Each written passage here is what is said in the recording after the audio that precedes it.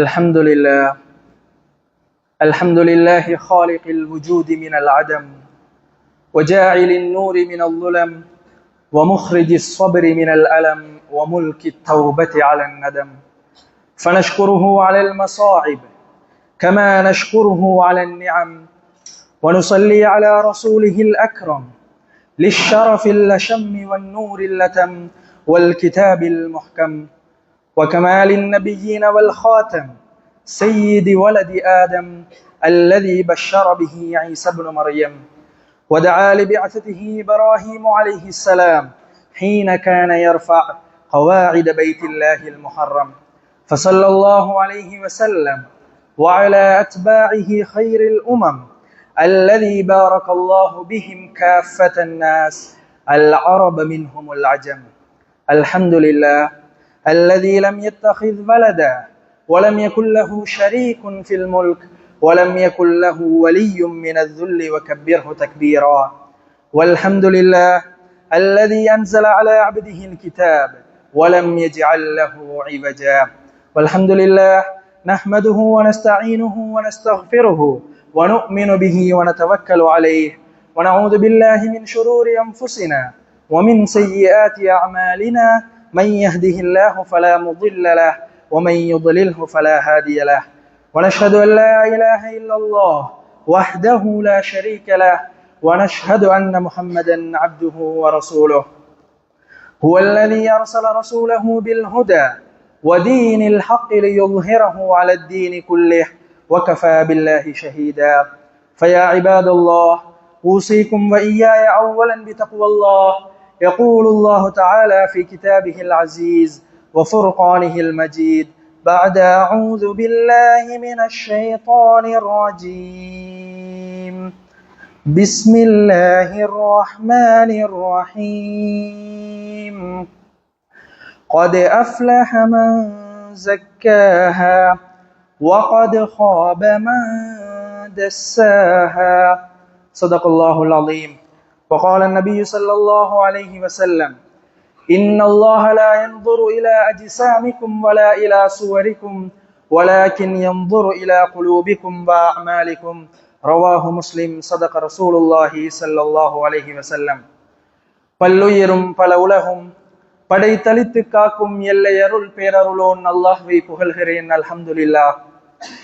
மாநிலத்தின் முழுமதியாய் மக்காவின் மதியொலியாய் மண்ணில் உதித்தமான நபி ஸல்லல்லாஹு அலைஹி வஸல்லம் அவர்கள் மீதும் அவர்களுடைய வழிமுறைகளையும் நெறிமுறைகளையும் அணுவணுவாக பின்பற்றி வாழ்ந்த உத்தம சஹாபாக்கள், தாபிஊன்கள், தபஉ தாபிஈன்கள் மற்றும் இந்த தீனுல் இஸ்லாம் இந்த உலகிலே நிலை பெற வேண்டும், கோலோச்ச வேண்டும் என்பதற்காக தங்களது உடலாலும் உயிராலும் பொருளாலும் பாடுபட போகிற அனைத்து ஆண் பெண் நல்லுள்ளங்கள் மீதிலும் அல்லாஹு தஆலாவினுடைய சாந்தியும் சமாதானமும் என்றென்றும் உண்டாவதாக.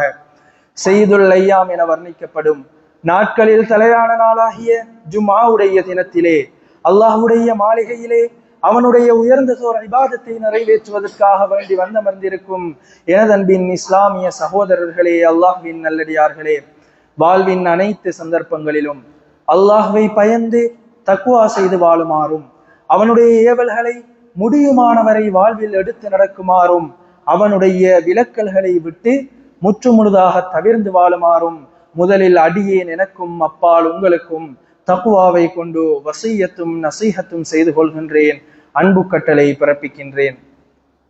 எனதன்பின் இஸ்லாமிய சகோதரர்களே, அல்லாஹ்வின் நல்லடியார்களே, இன்றைய ஹுத்பாவினூடாக ஆன்மீக வறுமையும் பரக்கத்தில்லாத வாழ்வும் என்கிற தலைப்பினூடாக சில விடயங்களை பரிமாறிக்கொள்வதே பொருத்தமாக அமையும் என்று கருதுகின்றேன் இன்ஷா அல்லாஹ். ஒரு மனிதன் பிறந்தது முதல் அவன் இறக்கின்ற வரை அவனை சரியான முறையிலே வழிநடாத்தி அவனுடைய இம்மை மறுமை வெற்றியை தீர்மானிப்பதிலே அவனுடைய ஆன்மாவுக்கு அளப்பெரிய பங்கு இருக்கின்றது என்பதை நாங்கள் அனைவரும் கவனமாக உணர்ந்திருக்கின்றோம். மதிப்பிற்குரிய இஸ்லாமிய சகோதரர்களே, அல்லாஹு தஆலா இந்த பூமியிலே இந்த மனிதனை கண்ணியப்படுத்தி இருப்பது அல்லது அவனுக்கு சிறப்பான ஒரு இடத்தை அந்தஸ்தை வழங்கி இருப்பது இந்த ஆன்மாவை அடிப்படையாக வைத்துத்தான் என்பதை அல்லாஹு தஆலா அல் குர்ஆனிலே பிரஸ்தாபிப்பதை நாங்கள் பார்க்கிறோம். சூரத்து சாதிலே அல்லாஹு தாலா மனிதனுடைய உருவாக்கம் தொடர்பாக பேசுகிற போது நான் அவனை அழகான அமைப்பிலே செம்மைப்படுத்திவிட்டு என்னுடைய ஆத்மாவில் இருந்து அவனுக்கு நான் ஊதினேன் என்கிற விடயத்தை அல்லாஹு தாலா அல் குர்ஆனிலே பிரஸ்தாபிப்பதை நாங்கள் பார்க்கிறோம்.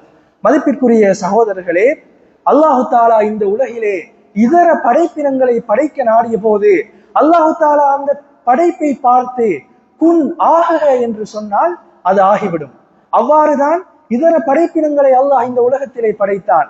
ஆனால் மனித படைப்பினுடைய ஆரம்பம் தொடர்பாக சொல்கிற போது அவனை நான் செம்மைப்படுத்திவிட்டு என்னுடைய ஆத்மாவில் இருந்து என்னுடைய ரூஹிலிருந்து அவனுக்கு நான் ஊதினேன் என்கிற விடயத்தை அல்லாஹு தாலா அல் குர்ஆனிலே சொல்வதை நாங்கள் பார்க்கிறோம்.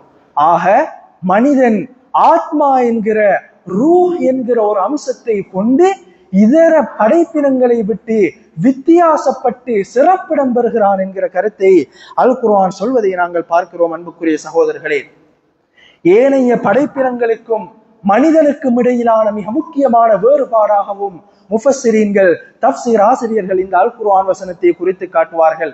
மதிப்பிற்குரிய சகோதரர்களே, மனிதன் உடல், அறிவு, ஆன்மா என்கிற மிக முக்கியமான 3 பகுதிகளை கொண்டவன். இது தொடர்பாக அல் குர்ஆன் தெளிவாக பிரஸ்தாபிக்கின்றது. அல்லாஹு தாலா மனிதனுடைய படைப்பினங்கள் தொடர்பாக, மனிதனை படைப்பது தொடர்பாக அல் குர்ஆனிலே குறிப்பிடுகின்ற போது وَإِذْ قَالَ رَبُّكَ لِلْمَلَائِكَةِ إِنِّي جَاعِلٌ فِي الْأَرْضِ خَلِيفَةً அல்லாஹு தாலா மனிதனை இந்த உலகத்திலே படைக்க நாடிய போது மலக்குகளிடம் ஒரு ஆலோசனை கேட்கின்றான். என்னுடைய பிரதிநிதியாக நான் மனிதனை இந்த உலகத்திலே படைக்கப் போகிறேன் என்று மலக்குகளிடம் கூறிய போது மலக்குகள் கேட்கிறார்கள், قَالُوا أَتَجْعَلُ فِيهَا مَن يُفْسِدُ فِيهَا وَيَسْفِكُ الدِّمَاءَ இந்த உலகத்திலே குழப்பம் விளைவிக்கக்கூடிய, இரத்தத்தை ஓட்டக்கூடிய ஒரு படைப்பையா நீ படைக்க போகின்றாய் என்று மலக்குகள் அந்த சந்தர்ப்பத்திலே அல்லாஹ்வை பார்த்து கேட்கிறார்கள். எனவே இந்த இடத்திலே மனிதன் என்பவன் பௌதீக ரீதியாக ஒரு உடலை கொண்டவன், இரத்த சுற்றோட்டம் அந்த மனிதனிலே இருக்கின்றது என்கிற மனிதனுடைய பௌதீக உடல் அமைப்பு இந்த இடத்திலே மிக தெளிவாக புலனாகின்றது. மதிப்பிற்குரிய சகோதரர்களே, அல்லாஹு தாலா மனிதனை படைத்து விட்டு அடுத்ததாக செய்த மிக இமீடியட்டாக, மிக அவசரமாக செய்த உடனடி வேலை என்ன தெரியுமா? அந்த வசனத்துடைய தொடர்ச்சியிலே அல்லாஹு தாலா சொல்கிறான், வஅல்லம ஆதமல் அஸ்மாஅ குல்லஹா. ஆதம் அலைஹிஸ்ஸலாம் அவர்களை படைத்து விட்டு ஆதம் அலைஹிஸ்ஸலாம் அவர்களுக்கு இந்த உலகத்திலே இருக்கின்ற பொருட்களுடைய அனைத்து பெயர்களையும் கற்றுக் கொடுக்கின்றான். கற்றுக் கொடுத்து விட்டு இப்போது ஆதம் அலைஹிஸ்ஸலாம் என்கிற தனி மனிதர் ஒரு பக்கம் இருக்கிறார், மலக்குகள் பல்லாயிரக்கணக்கான மலக்குகள் இன்னொரு பக்கத்திலே இருக்கின்றார்கள். இப்போது இந்த இரு சாராருக்கும் இடையிலே போட்டி நடைபெறுகின்றது. என்ன போட்டியது? அல்லாஹு தாலா சில குறிப்பிட்ட விடயங்களை காட்டி இதனுடைய பெயர்களை சொல்லுமாறு சொல்கின்றார். ஆதம் அலைஹிஸ்ஸலாம் அவர்கள் அனைத்து பெயர்களையும் சொல்லுகிறார்கள். மலக்குமார்களிடம் அதே கேள்வியை கேட்ட போது காலு சுப்ஹானக லா இல்ம லனா இல்லா மா அல்லம்தனா, எங்களுடைய இறைவனே நீ தூய்மையானவன், எங்களுக்கு நீ கற்றுத்தந்ததை தவிர எங்களுக்கு எதுவும் தெரியாது என்கிற பதிலை அவர்கள் சொல்கிறார்கள். அப்போது அந்த அறிவியல் போட்டியிலே, அந்த அறிவு போட்டியிலே ஆதம் அலைஹிஸ்ஸலாம் அவர்கள் வெற்றி பெறுகிறார்கள், மலக்குகள் தோல்வி அடைகிறார்கள். ஆதம் அலைஹிஸ்ஸலாம் அவர்களுக்கு அல்லாஹு தாலா ஒரு பரிசை கொடுக்க நாடினான். அது என்ன பரிசு தெரியுமா அன்புக்குரிய சகோதரர்களே? குல்னா லில் மலாயிகத்தி இஸ்ஜுது லி ஆதம். மலக்குகளை பார்த்து அல்லாஹு தாலா கட்டளையிடுகிறான், நீங்கள் ஆதமுக்கு சுஜூது செய்யுங்கள். மதிப்பிற்குரிய சகோதரர்களை, இந்த இடத்திலே நாங்கள் சற்று நிதானமாக சிந்திக்க வேண்டி இருக்கிறது. இஸ்லாமிய மார்க்கத்தை பொறுத்தவரையிலே சுஜூத் என்கிற அம்சம் ஆன்மீகத்தினுடைய மிக முக்கியமான அதி உச்ச அம்சம். நபி ஸல்லல்லாஹு அலைஹி வஸல்லம் அவர்கள் சுஜூதிலே இருந்தால் தன்னுடைய தேவைகளை அதிகமாக அல்லாஹ்விடம் கேட்பார்கள். அவர்கள் அதிகமான நேரம் எடுத்து சுஜூதிலே இருந்து நிறைய பிரார்த்தனைகளில் ஈடுபடுவார்கள். சுஜூத் என்பது ஒரு அடியானுக்கும் அல்லாஹ்வுக்கும் இடையிலே இருக்கிற மிக இறுக்கமான, மிக நெருக்கமான, மிக உன்னத சந்தர்ப்பம். ஒரு அடியான் அல்லாஹ்விற்கு மாத்திரமே செய்ய வேண்டிய ஒரு விடயமாக இந்த சுஜூத் இருக்கின்றது. அல்லாஹு தாலா அந்த இடத்திலே மலக்குமார்களை ஆதம் அலைஹிஸ்ஸலாம் அவர்களுக்கு சுஜூத் செய்யுமாறு பணிக்கிறான் என்றால், மதிப்பிற்குரிய சகோதரர்களை, இந்த இடத்திலே நாங்கள் புரிந்து கொள்ள வேண்டும், அல்லாஹு தாலா அறிவுக்கு, இல்முக்கு அறிவியலுக்கு கொடுத்திருக்கின்ற மிக மகோன்னதமான விடயமாக, மிக உன்னதமான ஒரு விடயமாகத்தான் இதனை அன்புக்குரிய சகோதரர்களே அல் குர்ஆன் விளக்க உரையாளர்கள் சுட்டிக்காட்டுவார்கள். எனவேதான் மனிதன் உடல் என்கிற மிக முக்கியமான கூரை கொண்டவன், அடுத்ததாக அறிவு என்கிற மிக முக்கியமான கூரை கொண்டவன். இந்த உடலையும் அறிவையும் இணைக்கிற இன்னும் ஒரு மிக முக்கியமான அம்சமாகத்தான் ஆன்மா இருக்கின்றது என்பதை இஸ்லாம் எங்களுக்கு கவனமாக அடையாளப்படுத்துகின்றது. மதிப்பிற்குரிய சகோதரர்களே, அது மாத்திரமல்ல, அல்லாஹு தஆலா மனிதனை இந்த உலகிலே இதர படைப்பினங்களை விட்டும் மேன்மையாக்கி இருப்பது அல்லது அவருக்கு ஒரு உயர்ந்த இடத்தை கொடுத்திருப்பதும் இந்த ஆன்மாவை அடிப்படையாக வைத்துத்தான். அல்லாஹு தஆலா அல் குர்ஆனிலே குறிப்பிடுகின்ற போது, வலகத் கர்ரம்னா பனி ஆதம், நாங்கள் ஆதமுடைய சமுதாயத்தினரை கண்ணியப்படுத்தி இருக்கின்றோம். வஹமல்நாஹும் ஃபில் பர்ரி வல் பஹர், கடலிலும் கரையிலும் அவர்களை சுமக்கின்றோம் என்கிற விடயத்தை அல்லாஹு தஆலா அல் குர்ஆனிலே குறிப்பிடுகின்றார். எனவே எதற்காக நாங்கள் கடலிலும் கரையிலும் அவனை சுமக்கின்றோம் என்றால் அவன் ஆன்மா என்கிற ஒரு மிக முக்கியமான அம்சத்தை கொண்டிருக்கிறான் என்பதை அல்லாஹு தஆலா அடையாளப்படுத்துவதை நாங்கள் பார்க்கின்றோம். நபி ஸல்லல்லாஹு அலைஹி வஸல்லம் அவர்கள் கூட ஒரு மனிதனுடைய ஆன்மாவை அடிப்படையாக வைத்துத்தான் அவனுடைய ஈருலக வெற்றியையும் அடையாளப்படுத்தியதை நாங்கள் பார்க்கின்றோம். முஸ்லிமிலே பதிவு செய்யப்பட்டிருக்கிற ஹதீஸ், இன்னல்லாஹ லா யன்துரு இலா அஜ்சாமிக்கும் வலா இலா சுவரிக்கும் வலாக்கின் யன்துரு இலா குலூபிக்கும் வ அமாலிக்கும், நிச்சயமாக அல்லாஹு தஆலா உங்களுடைய உடம்பையோ உங்களுடைய வெளி தோற்றங்களையோ பார்ப்பதில்லை, மாற்றமாக உங்களுடைய உள்ளங்களையும் அதனோடு இணைந்த செயற்பாடுகளையுமே பார்க்கிறான் என்று நபி ஸல்லல்லாஹு அலைஹி வஸல்லம் அவர்கள் குறிப்பிட்ட அந்த ஹதீஸை பார்க்கிறோம். அன்புக்குரிய சகோதரர்களே, மதிப்பிற்குரிய இஸ்லாமிய சகோதரர்களே, அல்லாஹ்வின் நல்லடியார்களே, நபி ஸல்லல்லாஹு அலைஹி வஸல்லம் அவர்களை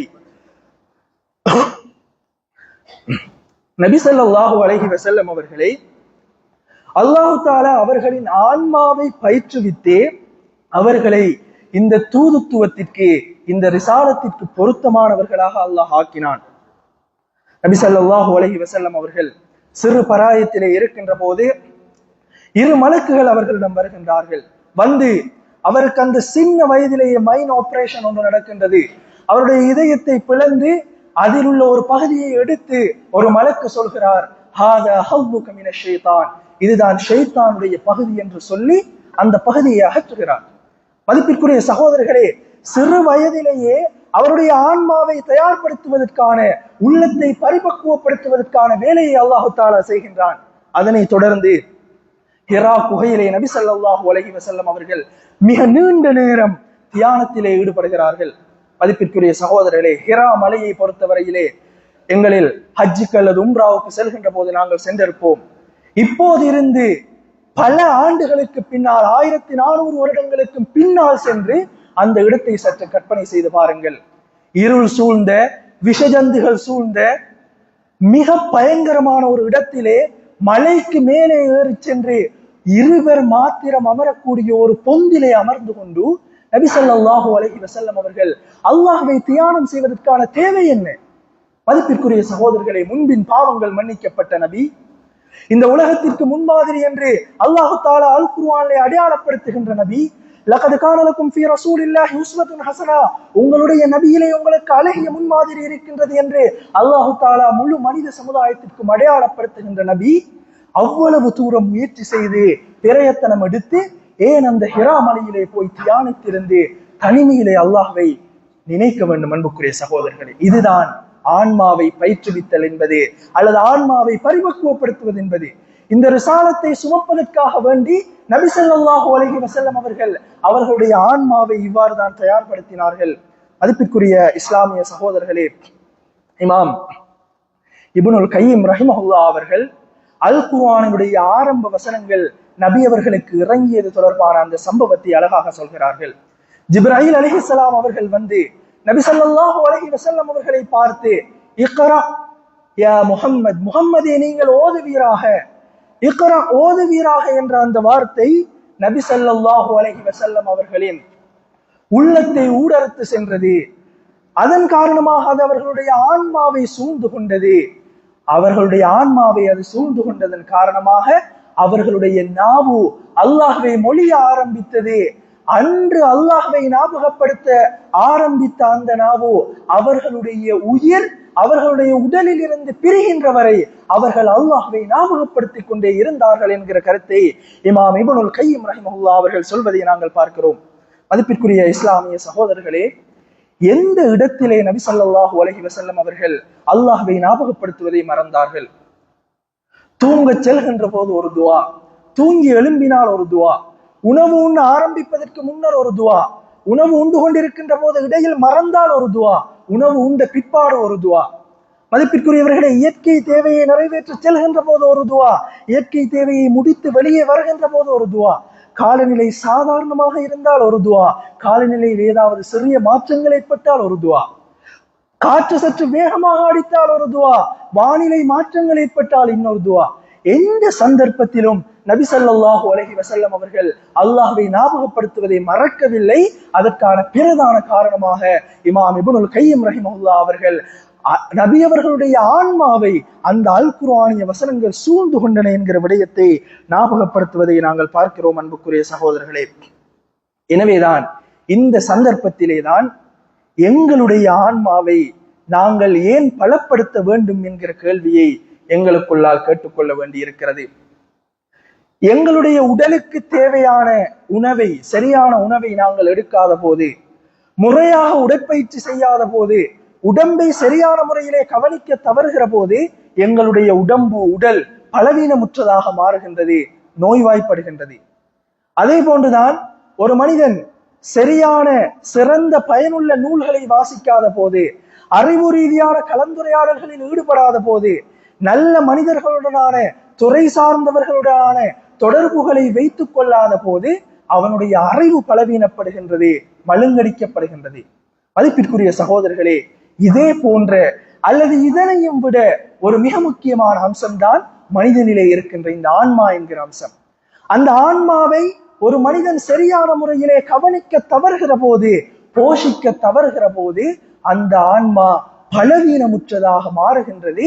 அது அந்த மனிதனுடைய ஒட்டுமொத்த வாழ்க்கைக்கும் மிக பாரிய சவாலாக மாறுகின்றது என்கிற யதார்த்தத்தை நாங்கள் மிக கவனமாக புரிந்து கொள்ள வேண்டும். அன்புக்குரிய சகோதரர்களே, மதிப்பிற்குரிய இஸ்லாமிய சகோதரர்களே, இமாம் இப்னுல் கையிம் ரஹிமஹுல்லாஹ் அவர்கள் ஷைத்தான் ஒரு மனிதனை வழிகெடுக்க நாடினால் அவன் எவ்வாறு வழிகெடுப்பான் என்பதை சில படிமுறைகளுக்கூடாக மிக அழகாக விளங்கப்படுத்துகிறார்கள். மதிப்பிற்குரிய சகோதரர்களே, அவர்கள் சொல்கின்ற முதலாவது படிமுறைதான், ஒரு மனிதன் ஒரு பாவத்தை, ஒரு மோசமான விடயத்தை செய்ய நாடுகிற போது அவனுக்கு ஆரம்பத்திலே அந்த விடயம் தொடர்பான ஒரு உதிப்பு ஏற்படுகின்றது. அதனை ஹாத்திரா என்று சொல்வோம். அதாவது ஏதாவது ஒரு குறித்த பாவத்தை நீங்கள் கற்பனை செய்து கொள்ளுங்கள், அந்த குறித்த பாவத்தை செய்ய வேண்டும் என்கிற உணர்வு அல்லது உதிப்பு அவனுடைய உள்ளத்திலே ஏற்படுகின்றது. இதனை ஹாத்திரா, உதிப்பு, இது சாதாரண ஒரு உதிப்பு. இதுதான் முதலாவது படிமுறை. இந்த ஹாத்திராவில் இருந்து அவன் அந்த பாவம் சம்பந்தமாக, அந்த பிழையான விடயம் சம்பந்தமாக தொடர்ந்தேர்ச்சியாக நினைக்க ஆரம்பிப்பான். அதனை செய்ய வேண்டுமாக இருந்தால் அது தொடர்பாக கன்ஸ்டன்ட்லி, அதாவது தொடர்ந்தேர்ச்சியாக அதனை நினைத்துக் கொண்டிருக்க வேண்டும்.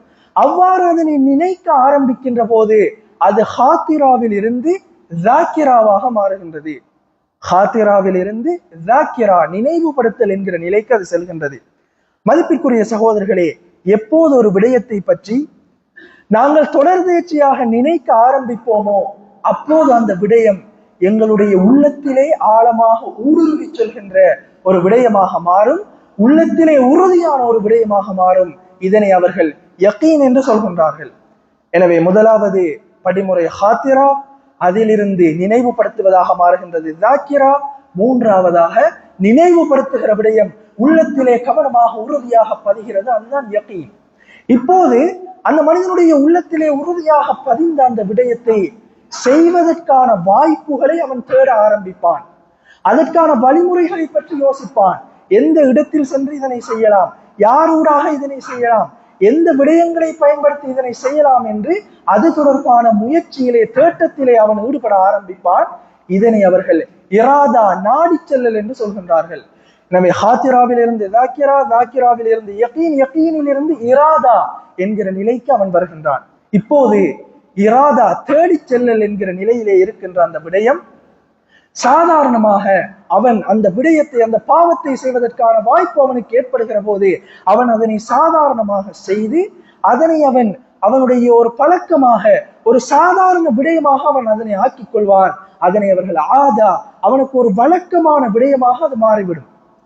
இப்போது எவ்வாறு நாம் காலையிலே ஒவ்வொரு நாளும் எழுந்தால் சில வேலைகளை செய்வோமோ அவ்வாறு ஒரு பாவத்தை ஒரு மோசமான விடயத்தை செய்வது அவனுக்கு மாறிவிடும். அதுதான் ஆதா என்கிற நிலைமை. அது ஒரு வழக்கமான யூசுவலான ஒரு விடயமாக அவனுக்கு மாறிவிடும். எனவே அந்த இடத்திலே அது ஆதா என்று அவர்கள் அடையாளப்படுத்துகின்றார்கள். மதிப்பிற்குரியவர்களே, ஆதா என்கிற நிலையிலிருந்து அவன் அதனை இயற்கையாக நோமலாக சாதாரணமாக செய்து கொள்கின்ற போது அது அவனுக்கே உரித்தான ஒரு இயல்பான விடயமாக மாறிவிடும்.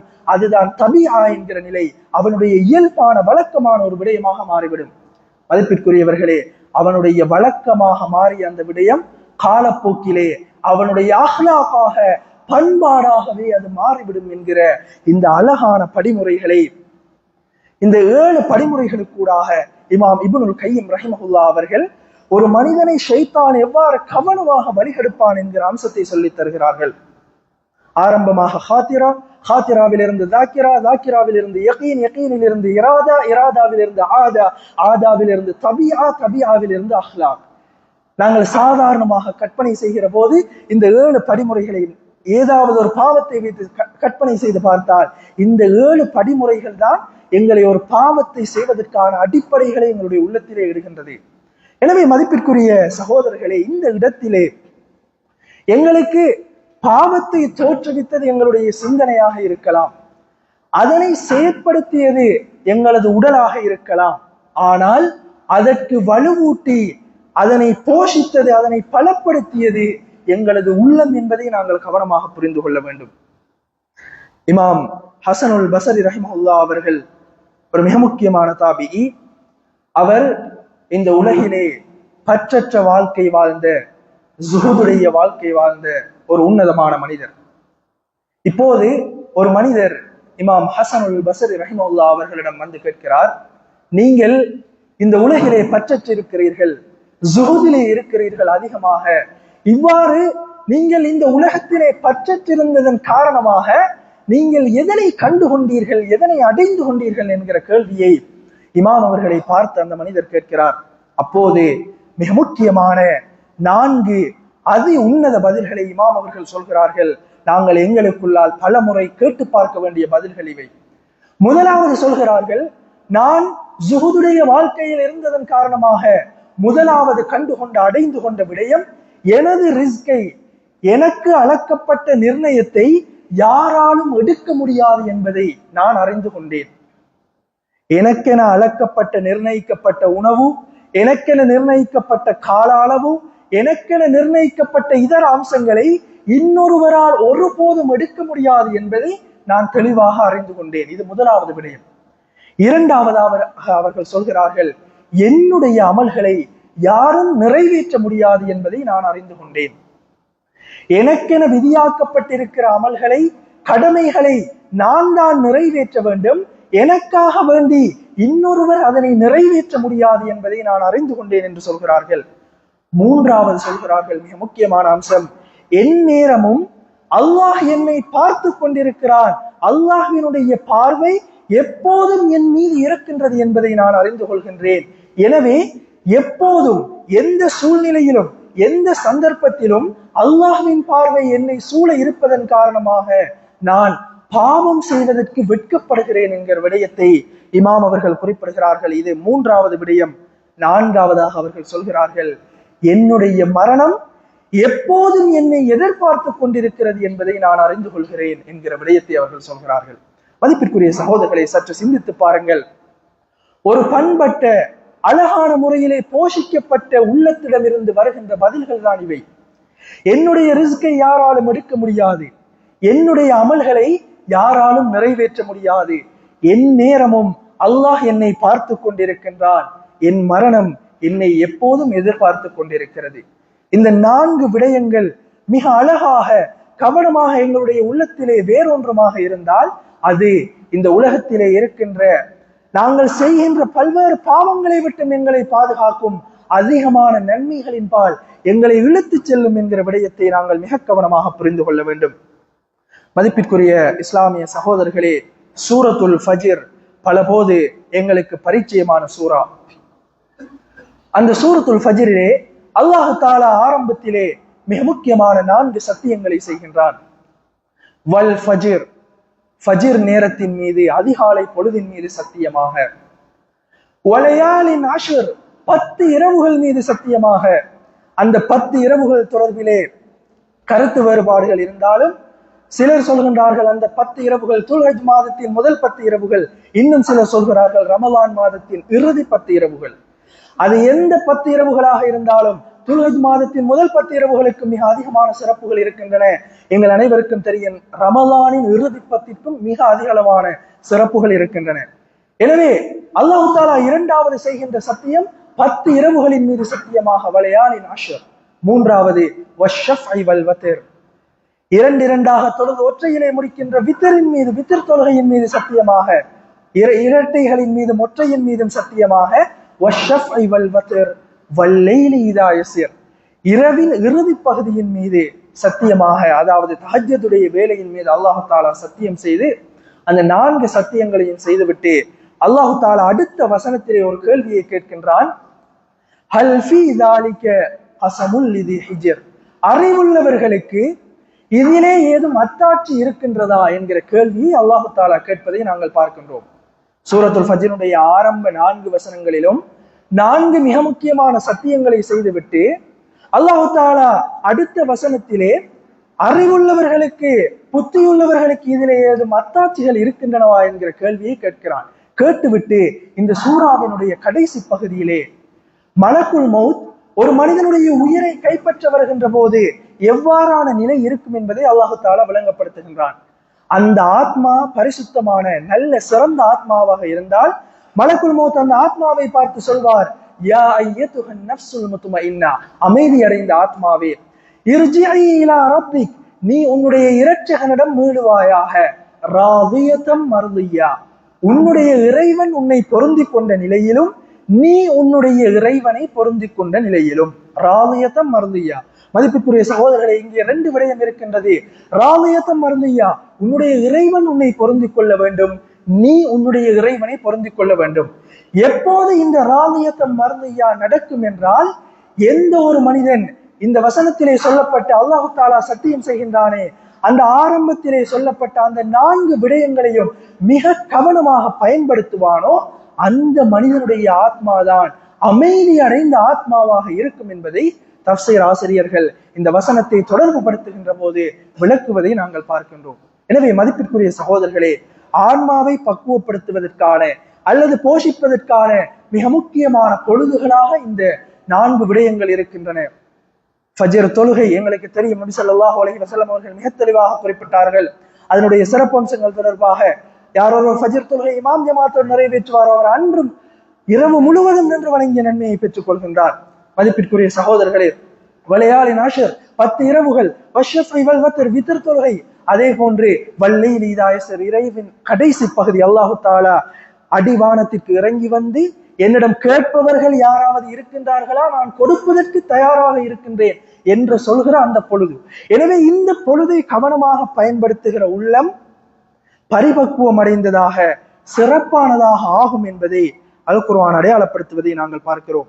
மதிப்பிற்குரிய சகோதரர்களே, அன்புக்குரியவர்களே, அல்லாஹ் தஆலா சுவனத்தை படைத்தான். சுவனத்தை படைத்துவிட்டு ஜிப்ராயில் அலைஹிஸ்ஸலாம் அவர்களை அழைத்து சொன்னான், சுவனத்தை சென்று பார்த்து விட்டு வாருங்கள். இப்போது ஜிப்ராயில் அலைஹிஸ்ஸலாம் அவர்கள் அதனை பார்த்து விட்டு வந்தார்கள். வந்தவுடன் அல்லாஹ் தஆலா அவர்களை பார்த்து கேட்கிறான், என்ன நினைக்கிறீர்கள், சுவர்க்கம் சம்பந்தமாக என்ன நினைக்கிறீர்கள் என்று கேட்கிறான். அப்போ ஜிப்ராயில் அலைஹிஸ்ஸலாம் அவர்கள் மிக சந்தோஷமாக வருகிறார்கள். வந்து சொல்கிறார்கள், யா அல்லாஹ், சுவர்க்கத்தை பார்க்கின்ற போது இந்த உலகத்திலே இருக்கிற எந்த ஒரு மனிதனும் கட்டாயமாக சுவனத்திலே நுழைந்து விட வேண்டும் என்றுதான் ஆசைப்படுவான். அவ்வளவு தூரம் அது அலங்காரங்களாலும் சந்தோஷமான விடயங்களாலும் நிறைந்திருக்கின்றது என்று சொல்கிறார்கள். அப்படியா? இப்போது அல்லாஹு தஆலா ஒரு மனிதனை சுவனத்திற்கு அழைத்து செல்கிற காரணிகளை சுவனத்தை சூழ பட்டியலிடுகின்றான். இப்போது சொல்கிறார், ஜிப்ராயிலே, இப்போது சென்று சுவனத்தை பார்த்து விட்டு வாருங்கள். இப்போது அவர்கள் பார்த்து விட்டு வருகிறார்கள். இப்போது அல்லாஹு தாலா கேட்கிறான், என்ன நினைக்கிறீர்கள் என்று கேட்ட போது சொல்கிறார்கள், பிகுதுசிக யா ரப், உன்னுடைய மகத்துவத்தின் மீது சத்தியமாக ஒரு மனிதனை சுவனத்திற்கு அழைத்து செல்கிற காரணிகளை பார்க்கின்ற போது இந்த உலகிலிருந்து ஒரு மனிதனாவது சுவனத்தில் நுழைவானா என்பது குறித்து நான் பயப்படுகின்றேன் என்று சொல்கிறார்கள். அல்லாஹு தாலா நரகத்தை படைக்கின்றான். ஜிப்ரீல் அலைஹிஸ்ஸலாம் அவர்களை பார்த்து விட்டு வருமாறு சொல்கின்றான். சென்று பார்த்து விட்டு அச்சத்தோடு பயத்தோடு கவலை தோய்ந்தவர்களாக வருகிறார்கள். வந்து சொல்கிறார்கள், மகத்துவம் மிக்கவனே, இந்த நரகத்தை பார்க்கின்ற போது இந்த உலகத்தில் எந்த ஒரு மனிதனும் இந்த நரகத்திற்கு சென்று விடக் கூடாது என்றுதான் நினைப்பான். அப்படியா? இப்போது அல்லாஹு தாலா நரகத்திற்கு ஒரு மனிதனை அழைத்து செல்கிற காரணிகளை பட்டியலிடுகிறான். இப்போது சென்று நரகத்தை பார்த்து விட்டு வாருங்கள். இப்போது சென்று பார்த்து விட்டு வந்து சொல்கிறார்கள், ஒரு மனிதனை நரகத்திற்கு அழைத்து செல்கிற காரணிகளை பார்க்கிற போது இந்த உலகில் ஒரு மனிதனாவது நரகத்திற்கு செல்லாமல் தப்பிப்பானா என்று நான் கவலைப்பட்டு கொண்டிருக்கின்றேன் என்று ஜிப்ரீல் அலைஹிஸ்ஸலாம் அவர்கள் கூறியதை நாங்கள் பார்க்கிறோம். எனவே இந்த சம்பவத்தை அடிப்படையாக வைத்துதான் நபி ஸல்லல்லாஹு அலைஹி வஸல்லம் அவர்களும் சொன்னார்கள், ஹுஃபத்தில் ஜன்னத்து பில் மகாரிஹ் வ ஹுஃபத்தின் நாரு பிஷ்ஷஹவாத். சுவனம் என்பது அதாவது கஷ்டமான கடுமையான விடயங்களால் சூழப்பட்டிருக்கின்றது. நரகம் என்பது மனோ இச்சைகளாலும் ஆசைகளாலும் சூழப்பட்டிருக்கின்றது என்கிற அந்த மிக முக்கியமான ஹதீஸை நபி அவர்கள் சொன்னதை நாங்கள் பார்க்கிறோம். மதிப்பிற்குரிய சகோதரர்களே, ஒரு மனிதனை நரகத்திற்கு அழைத்து செல்வதிலே அவனுடைய ஆன்மாவிற்கு அவனுடைய உள்ளத்திற்கு 90% பங்கு இருக்கின்றது. ஷேக் முகமது அல் ஹஸ்ஸாலி ரஹிமஹுல்லாஹ் அவர்கள் ஒரு மனிதன் செய்கின்ற பாவங்களிலே 2% பாவங்களை அவனது உள்ளத்தினால் தான் செய்கிறான் என்கிற கருத்தை சொல்வதை நாங்கள் பார்க்கிறோம். அன்புக்குரிய சகோதரர்களே, எனவேதான் இந்த ஆன்மா என்பது, உள்ளம் என்பது மிக முக்கியமானது. இதனை பயிற்றுவிப்பது என்பது மிக அத்தியாவசியமானது. அது எந்த வேறுபாடுகளுக்கும் அப்பால் அனைவரும் செய்ய வேண்டிய மிக இமீடியட்டான மிக முக்கியமான ஒரு விடயம். மதிப்பிற்குரிய சகோதரர்களே, துரதிர்ஷ்டவசமாக இன்று நாங்கள் வாழ்கிற சூழலிலே பாவங்களை சாதாரணமாக செய்கிற ஒரு போக்கு இருக்கிறது. உண்மையிலேயே பரிபக்குவப்பட்ட ஒரு ஆன்மாவை பொறுத்தவரையிலே அந்த ஆன்மா ஒரு சிறிய பாவத்தை செய்தாலும் அது ஒரு மிகப்பெரிய பாவத்தை செய்தது போல உணர வேண்டும். அப்போதுதான் பாவங்கள் செய்யாத ஒரு நிலைமை தோன்றும். எப்போது ஒரு சமூகத்திலே ஒரு மனிதனிடத்திலே பாவங்கள் சகஜமாகி விடுமோ அப்போது அவன் பாவத்திலே மூழ்கி போகிற ஒரு போக்கு ஏற்படும் என்பதை நாங்கள் மிக கவனமாக புரிந்து கொள்ள வேண்டும். ஒரு மனிதன் ஒரு பாவத்தை செய்கின்ற போது அந்த மனிதனுடைய உள்ளத்திலே ஒரு கரும்புள்ளி விழ ஆரம்பிக்கின்றது. இன்னும் ஒரு பாவத்தை செய்தால் இன்னொரு கரும்புள்ளி, இவ்வாறு தொடர்ந்தேர்ச்சியாக பாவங்களை செய்து கொண்டே இருக்கின்ற போது அவனுடைய உள்ளம் கரும்புள்ளிகளால் ஆக்கிரமிக்கப்பட்ட சூழப்பட்ட உள்ளமாக மாறிவிடும். இப்போது அந்த கரும்புள்ளிகளை அவன் களைய வேண்டுமாக இருந்தால் அவன் பாவ மூச்சு, பாவ மன்னிப்பு என்கிற விடயத்தை நோக்கி அவன் செல்ல வேண்டும், தௌபாவை நோக்கி செல்ல வேண்டும். அவ்வாறு செல்கிற போதுதான் அந்த கரும்புள்ளிகள் கலன்று அந்த உள்ளம் அமைதியான சிறந்த ஒரு உள்ளமாக மாறும் என்பதை நாங்கள் கவனமாக விளங்கிக் கொள்ள வேண்டும். அல்லாஹு தாலா அல் குர்ஆனிலே காஃபிர்கள் தொடர்பாக நபி அவர்களை பார்த்து சொல்கின்ற போது, அஅன்தர்தஹும் அம் லம் துன்திர்ஹும் லா யுமினூன், நபியே நீங்கள் அவர்களை எச்சரித்தாலும் எச்சரிக்காமல் விட்டாலும் அவர்கள் ஈமான் கொள்ள மாட்டார்கள் என்கிற விடயத்தை அல்லாஹு தாலா நபி அவர்களை பார்த்து சொல்கிறான். காரணம் என்ன தெரியுமா? ஹதமல்லாஹு அலா குலூபிஹிம் வ அலா ஸம்இஹிம் வ அலா அப்சாரிஹிம், நாங்கள் அவர்களுடைய பார்வைகளை, உள்ளங்களை, செவிப்புலனை முத்திரையிட்டு விட்டோம். எனவே நீங்கள் எந்த நல்லது சொன்னாலும் அவர்களுக்கு விளங்காது, நீங்கள் எந்த விடயத்தை விட்டு அவர்களை தடுத்தாலும் அது அவர்களுக்கு விளங்காது என்கிற விடயத்தை அல்லாஹு தாலா அல் குர்ஆனிலே அடையாளப்படுத்துவதை நாங்கள் பார்க்கிறோம். எனவே இதுதான் இந்த பலவீனமடைந்த ஆத்மா. அதற்கு நேர்மாற்றமாக பக்குவப்பட்ட, அதாவது போஷிக்கப்பட்ட ஆத்மா தொடர்பாக அல்லாஹு தாலா சூரத்துல் அன்ஃபாலிலே சொல்கின்ற போது, இதா ذுக்கிர அல்லாஹு, அல்லாஹ்வினுடைய வார்த்தை நினைவுபடுத்தப்பட்டால், அல்லாஹ்வினுடைய பெயர் ஞாபகப்படுத்தப்பட்டால், வஜிலத் குலூபுஹும், அந்த ஆத்மா பயத்தால் நடுநடுங்கும் என்கிற விடயத்தை அல்லாஹு தாலா அல் குர்ஆனிலே அடையாளப்படுத்துவதை நாங்கள் பார்க்கிறோம். ஆக மதிப்பிற்குரிய சகோதரர்களே, ஆன்மாவை பரிபக்குவப்படுத்துவதில், ஆன்மாவை போஷிப்பதில் தான் பரக்கத்தும் இருக்கின்றது. அல் குர்ஆனிலே அல்லாஹு தாலா பரக்கத்தை பற்றி பேசும் இடங்களில் எல்லாம் நிறைய இடங்களில் அதனை ஆன்மாவுடன் நினைத்து அல்லாஹு தாலா பேசி இருக்கின்றான். அலா பிதிக்ரில்லாஹி தத்மஇன்னுல் குலூப், அல்லாஹ்வை ஞாபகப்படுத்துவதன் மூலம், அல்லாஹ்வை நினைவுபடுத்துவதன் மூலம் உங்களுடைய உள்ளங்கள் அமைதி அடைவதில்லையா என்று அல்லாஹு தாலா அல் குர்ஆனிலே கேட்பதை நாங்கள் பார்க்கின்றோம். மதிப்பிற்குரிய சகோதரர்களே, உளவியல் அறிஞர்களுடைய கருத்தின்படியும் உள்ளத்தில் அமைதியற்ற நிலைகள் தோன்றுவதற்கு, உள்ளத்தின் அமைதியற்ற நிலையே மனிதனுக்கு ஏற்படுகின்ற பல்வேறு பிரச்சனைகளுக்குமான அடிப்படை என்பதை அவர்கள் விளங்கப்படுத்துகின்றார்கள். தமிழிலே ஒரு அழகான பழமொழி கூட இருக்கின்றது, வாய் விட்டு சிரித்தால் நோய் விட்டு போகும் என்று. எப்போது ஒரு மனிதனால் வாய் விட்டு சிரிக்க முடியும்?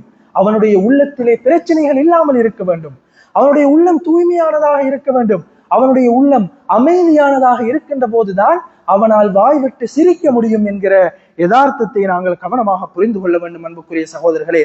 எனவேதான் ஆன்மாவை பயிற்றுவிப்பதற்கான மிக முக்கியமான முதன்மையான வழி தக்வல்லாஹ், அல்லாஹ்வின் மீதான அச்சத்தை நாங்கள் கொண்டு வருதல், இறை பிரஜை. நபி ஸல்லல்லாஹு அலைஹி வஸல்லம் அவர்கள் குறிப்பிட்டார்கள், அத்தக்வா ஹாஹுனா என்று தன்னுடைய உள்ளத்தை காட்டி குறிப்பிட்டார்கள். இறை எச்சம் என்பது இங்கேதான் இருக்கின்றது. இன்னொரு ஹதீஸிலே குறிப்பிட்டார்கள், இத்தகில்லாஹ ஹைதுமா குந்த, நீங்கள் எங்கிருந்த போதிலும் அல்லாஹ்வை பயந்து கொள்ளுங்கள். எனவே அல்லாஹ்வை அஞ்சுவது, அல்லாஹ்வை பயப்படுவது, இறை பிரஜையை ஏற்படுத்துவது, தக்வாவை ஆன்மாவை பரிசுத்தப்படுத்துவதற்கான முதலாவது அடிப்படை. இரண்டாவது மிக முக்கியமான அடிப்படை தௌபா, பாவ மீட்சி அல்லது பாவ மன்னிப்பை நோக்கி செல்வது. நாங்கள் மனிதர்கள் என்ற ரீதியிலே எல்லோரும் பாவம் செய்திருப்போம். அந்த பாவங்களில் இருந்து விடுபட்டு எங்களுடைய செயற்பாடுகளை வளமைக்கு கொண்டு வர வேண்டுமாக இருந்தால் பாவ மீட்சி அல்லது பாவ மன்னிப்பு மிக அத்தியாவசியமானது. எனவே தௌபாவை உளப்பூர்வமாக அல்லாஹ்விடம் உண்மையான தௌபாவை எதிர்பார்த்த அந்த மனிதன் நாடுகிற போது அது அவனுடைய ஆன்மாவை பலப்படுத்துவதற்கான இரண்டாவது மிக முக்கியமான வழியாக அமையும் என்பதை நாங்கள் கவனத்தில் கொள்ள வேண்டும். மூன்றாவது மிக முக்கியமான வழிதான் அல் குர்ஆனுடனான அதிகமான தொடர்பு. அல்லாஹு தஆலா அல் குர்ஆன் தொடர்பாக அல் குர்ஆனிலே சொல்கின்ற போது வஹாதா கிதாபுன் அன்ஸல்னாஹு முபாரக், அல் குர்ஆனிய இந்த வேதமானது சங்கை மிக்கதாக பரக்கத் பொருந்தியதாக இருக்கின்றது என்கிற விடயத்தை அல் குர்ஆனை பிரஸ்தாபிப்பதை நாங்கள் பார்க்கின்றோம். எனவேதான் அல் குர்ஆனை ஓதுவது மாத்திரமல்லாமல் அதனை விளங்குவது, அதனை நடைமுறைப்படுத்துவது என்கிற அடுத்த இரண்டு பகுதிகளுக்கும் முக்கியத்துவம் கொடுத்து எந்த மனிதன் செயற்படுவானோ அவன் ஆன்மாவை பலப்படுத்துவதிலே ஈடுபடுகிறான் என்பதை நாங்கள் கவனமாக விளங்கிக் கொள்ள வேண்டும். அல்லாஹு தஆலா அல் குர்ஆனை சொல்கின்றான், அது அஃப்லஹ மன் ஸக்காஹா வகத் ஹாப மன் தஸாஹா, எந்த மனிதன் தன்னுடைய ஆத்மாவை பரிசுத்தப்படுத்திக் கொண்டானோ அவன் வெற்றி பெற்று விட்டான், எவன் தன்னுடைய ஆத்மாவை பால்படுத்தினானோ அவன் தோல்வி அடைந்து விட்டான் என்கிற விடயத்தை அல்லாஹு தஆலா அல் குர்ஆனிலே சொல்வதை பார்க்கின்றோம். மதிப்பிற்குரிய சகோதரர்களே, சஹாபாக்களை பார்த்து அல் குர்ஆன் கேட்கிற ஒரு விடயம்தான், அம் ஹஸிபதும் அன் ததுஹுலுல் ஜன்னத வலம்மா யஅதிகும் மஸலுல் லதீன ஹலவ் மின் கப்லிகும், உங்களுக்கு முன்னிருந்தவர்கள் படாத கஷ்டங்களையும் துன்பங்களையும் நீங்கள் அனுபவிக்காமல் இலகுவாக நீங்கள் சுவனம் சென்று விடலாம் என்று நீங்கள் நினைக்கிறீர்களா என்று சஹாபாக்களை பார்த்து அல் குர்ஆன் கேட்கின்றது என்றால் எங்களை பார்த்து அல் குர்ஆன் எப்படி கேட்கும் என்பதை நாங்கள் அன்புக்குரிய சகோதரர்களே கவனமாக புரிந்து கொள்ள வேண்டும். சஹாபாக்கள் ஆன்மீகத்தின் உச்ச நிலையில் இருந்தவர்கள். அவர்களுக்கு அப்படியான ஒரு கேள்வி என்றால் நாங்கள் எந்த அளவு தூரம் எங்களுடைய ஆன்மாவை பக்குவப்படுத்துவதென்பால் விரைய வேண்டி இருக்கின்றது என்பதை மிக கவனமாக புரிந்து கொள்ள வேண்டும். எனவேதான் ஆன்மாவை பயிற்றுவித்தல், ஆன்மாவை பக்குவப்படுத்துதல் என்பது மிக முக்கியமான ஒரு பணி. அல்லாஹு தஆலா நபி ஸல்லல்லாஹு அலைஹி வஸல்லம் அவர்களுக்கு கொடுத்த பயிற்சி அது. நபி ஸல்லல்லாஹு அலைஹி வஸல்லம் அவர்கள் சஹாபாக்களை இரவிரவாக பகல் பகலாக அர்கம் ரலியல்லாஹு அன்ஹு அவர்களுடைய வீட்டில் வைத்து அவர்களுக்கு கொடுத்த பயிற்சி இந்த ஆன்மாவை பயிற்றுவித்தல் என்கிற பயிற்சி. எனவே மதிப்பிற்குரிய சகோதரர்களே, இந்த பயிற்சியை நாங்கள் கட்டாயமாக வலிந்து எங்களுக்குள்ளால் கொடுக்க வேண்டி இருக்கின்றது, எங்களை சுற்றியுள்ளவர்களுக்கு கொடுக்க வேண்டி இருக்கின்றது. ஆன்மாவை கவனமாக பயிற்றுவிப்பதனூடாக போஷிப்பதனூடாக மாத்திரம்தான் எங்களால் ஈருலக வெற்றியையும் அடைந்து கொள்ள முடியும். எனவேதான் ஆன்மாவை கவனமாக பயிற்றுவிப்பதனூடாக ஈருலக வெற்றியையும் அடைந்து கொள்வதற்கு அல்லாஹு தஆலா எனக்கும் உங்களுக்கும் அருள் பாலிப்பானாக. யா அல்லாஹ், எங்களுடைய பாவங்களை மன்னிப்பாயாக, நாங்கள் அறிந்தும் அறியாமலும் செய்த பாவங்களை மன்னிப்பாயாக, எங்களுடைய உள்ளங்களை கவனமாக பரிபக்குவப்படுத்துவதற்கு நீ தௌஃபீக் செய்வாயாக, சிறந்த உள்ளங்களின் மூலமாக சுகந்தங்கள் நிறைந்த சுவனத்தை அடைவதற்கு தௌஃபீக் செய்வாயாக. ஆமீன் ஆமீன் யா ரப்பல் ஆலமீன். அல்ஹம்துலில்லாஹி ரப்பில் ஆலமீன். الحمد لله رب العالمين والعاقبة للمتقين ولا عدوان إلا على الظالمين وأشهد أن لا إله إلا الله وأشهد أن محمدا عبده ورسوله. اللهم صل على محمد وعلى آله وصحبه ومن تبعهم بإحسان إلى يوم الدين. فبعد، فيا عباد الله اتقوا الله حق تقاته ولا تموتن إلا وأنتم مسلمون. ويا عباد الله، قال الله تعالى: فإذا قرأت القرآن فاستعذ بالله من الشيطان الرجيم. وقال أيضا: وإذا قرئ القرآن فاستمعوا له وأنصتوا لعلكم ترحمون. أعوذ بالله من الشيطان الرجيم. بسم الله الرحمن الرحيم. قد أفلح من زكاها وقد خاب من دساها. بارك الله لنا ولكم بالقرآن العظيم، ونفعنا بالآيات والذكر الحكيم. إنه تعالى جواد كريم وملك عظيم ورب حليم، فاستغفروه إنه هو الغفور الرحيم.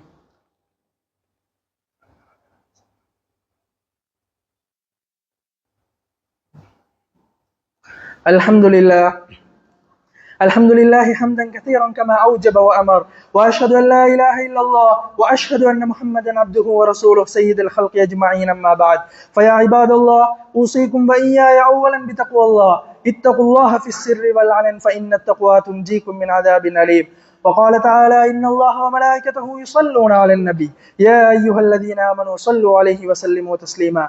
اللهم صل وسلم على محمد وعلى آله وصحبه أجمعين. اللهم ارض عن ساداتنا أبي بكر الصديق وعمر الفاروق وعثمان ذي النورين وعلي النسد الله، وعن الستة الباقين من العشرة المبشرين بالجنة، وعن باقي الصحابة أجمعين، وعنا معهم برحمتك يا أرحم الراحمين.